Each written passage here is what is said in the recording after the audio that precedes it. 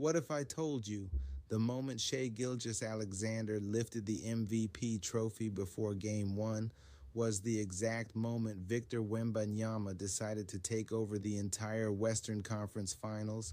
Because from the opening tip, this didn't feel like just another playoff game. It felt like revenge written in real time. The lights inside the arena felt different before Game 1 of the Western Conference Finals. Every camera inside Oklahoma City was locked onto one moment as Shai Gilgeous-Alexander stood there receiving the NBA MVP trophy. The crowd erupted, the celebration echoed across the court, and for most players that would have simply been another pre-game ceremony. But on the other side stood Victor Wembanyama, watching everything unfold in silence. And according to Wembanyama himself, that moment became fuel.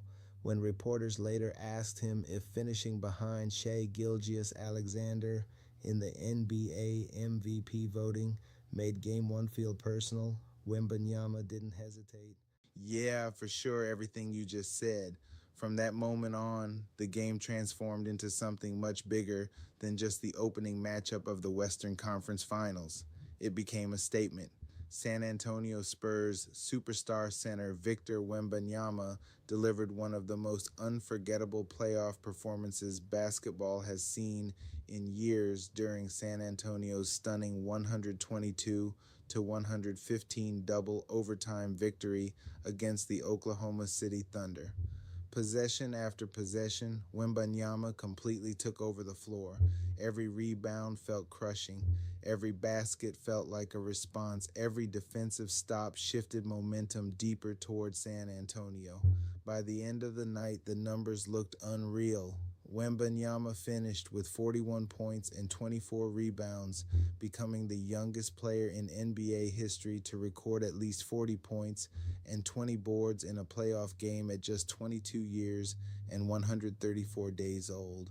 And somehow, the atmosphere around the performance made the moment feel even larger than the stats themselves.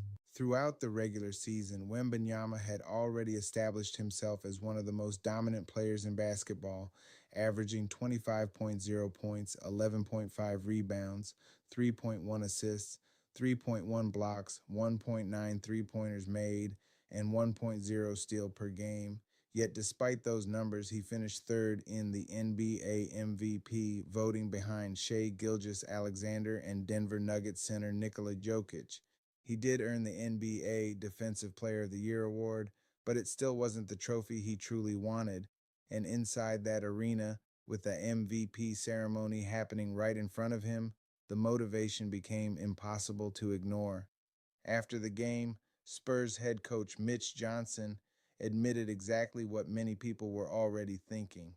100%, Johnson said, to see another competitor with the trophy that he deserves, SGA was voted the winner. But if you're a competitor and you see another competitor get rewarded with what you want, I don't think it had any effect on the game. That didn't make him play harder than anyone else. But that's motivational.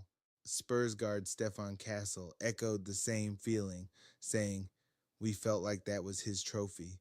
I'm sure Wembanyama felt the same way. Meanwhile, Shai Gilgeous-Alexander struggled through one of his most difficult performances in recent memory. Despite finishing with 24 points and 12 assists, the Oklahoma City Thunder star shot just 7 of 23 from the field, committed 4 turnovers, and finished as a team worst -15 while on the floor. For a reigning two-time NBA MVP and reigning NBA Finals MVP, it was an uncharacteristically rough night, and with Wembanyama dominating the spotlight, the pressure surrounding SGA only intensified. Still, maybe none of this should have been shocking. During the regular season, the Spurs had already gone 4-1 against the Thunder. But this was different. This was the Western Conference Finals. This was the stage where narratives change forever.